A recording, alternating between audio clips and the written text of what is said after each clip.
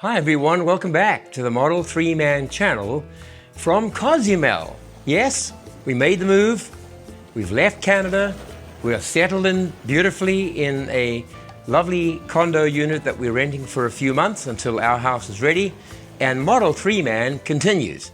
And a few days before we left Canada, just the second to last day before we left, we were lucky enough to go down to Tesla Langley and get a first-hand view of the Cybertruck. I find it helpful just to let a few weeks elapse before coming to judgments on anything new. So of course, there was huge euphoria on the night of the Cybertruck deliveries. First owners received their Cybertrucks. Elon handed them out. I thought it was a very understated evening, but then I heard that in humble little Canada, we actually had access to go and see firsthand the Cybertruck in the flesh. So of course at that point I'd already sold Red Dragon, we'd sold the Nissan Leaf, the Dragonfly, and I had to ask my daughter very nicely, Philippa, can we borrow your car to go down and see the Cybertruck?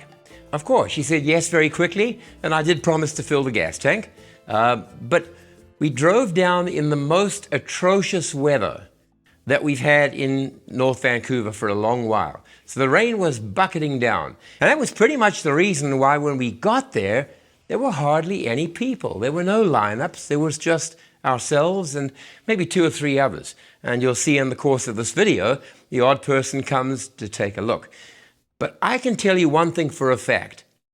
The minute we got there and Janine said something to me, I knew this truck is a hit. I knew beyond a certainty of doubt that this truck is gonna kill it. Let me give you a quick background here. Janine is the most untruck person you will ever meet. Now, affectionately on this channel, we call her a Dragon Lady. That's because she's small but fierce.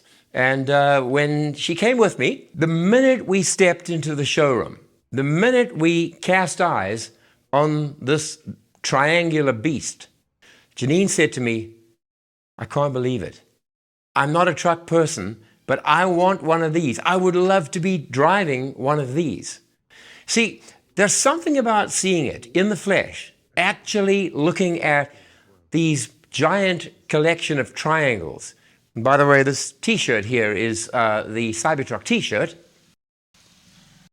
And when you get there and you're actually looking at it live, it is an incredible feeling. I mean, you've probably gone onto a lot of channels and you've heard people say, when I saw it in the flesh, it was unbelievable. It was awe-inspiring. I was dumbstruck.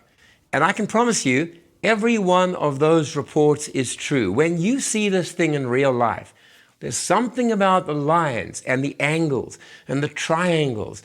And by the way, pretty impressive panel gaps. Just look at some of these panel gaps in the accompanying video, and they've done a really good job. But what really hits you is you look at this car and you look up to it and you realize this is a truck you want to be seen in. Now, I'm not a truck person. Janine is not even in the market to be a truck person. But she said to me, Peter, this looks so big and strong and safe, I'd love to be driving it.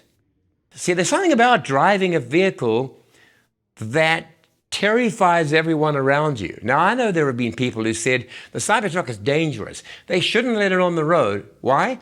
Well, because if it hit into somebody, they would be dead. Now, that's a stupid thing to say.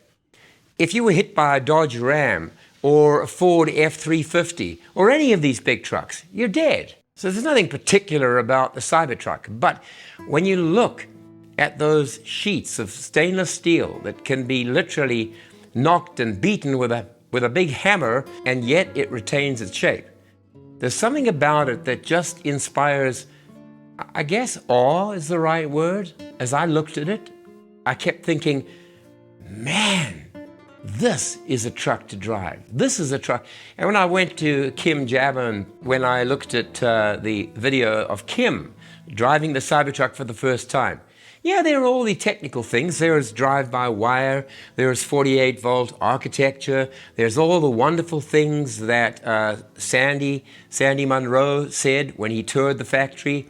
And you know what? They gave him full unrestricted access to the production line, and he asked all the questions he wanted, and he published everything that he filmed.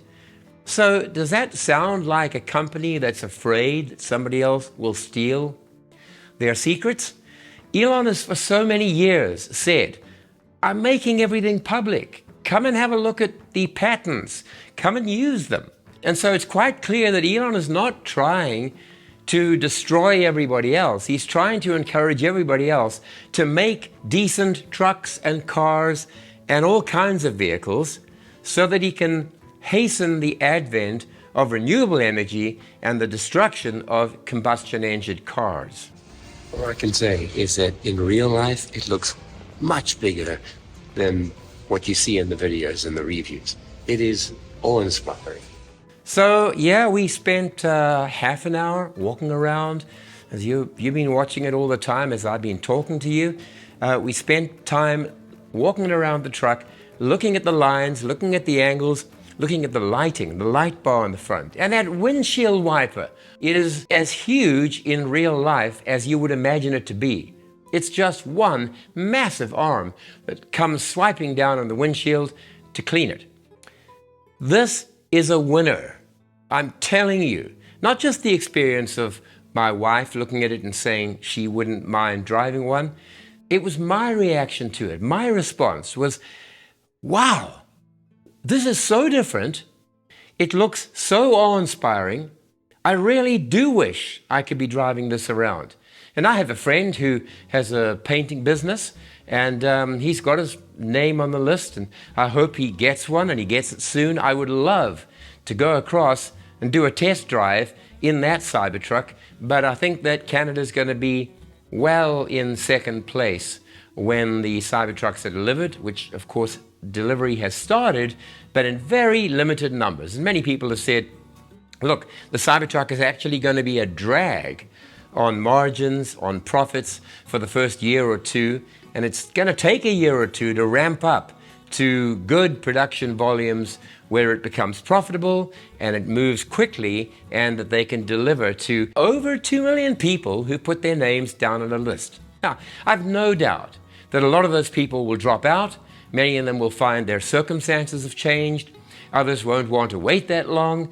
But when you've got a wait list of 2+ million or 2 million plus, you know that there's something happening, that this vehicle that you've made, that you've invented, that you've created, is striking a responsive chord in many, many people's hearts and minds and eyes, and you know you have a winner. So all I wanted to say today was, the Cybertruck is a winner. It doesn't matter how many people are on the waiting list or not. I'm telling you that as it sells, and people see it on the roads, and they see it in the workplaces, and they see it on construction sites, people are going to be showing their colleagues. Their work colleagues will look at it. The Cybertruck will explode. And in time, the price is going to come down. Economies of scale, manufacturing at scale will bring prices down. And of course, in the beginning, they have to sell the most expensive configuration. It was that way with the Model S and the Model 3. They have to sell the more expensive configuration in order to bring the income to fund the lower priced versions. So yeah, I hope you have enjoyed just watching and getting a sense of what it felt like for me and Dragon Lady. In the meantime, the Model 3 Man channel will continue, and I do want to just shout out to those who've joined the Cozumel Man channel. That's my other channel where I share everything about Cozumel, our experience of it, the things that you have to do, know, discover, complete in order to live here on the island. And that is going to be an ongoing journey. So whether you're joining Model 3 Man or you join Cozumel Man, I welcome you to my YouTube offerings, and I hope that you'll stick with us. That's it for now. See you next time.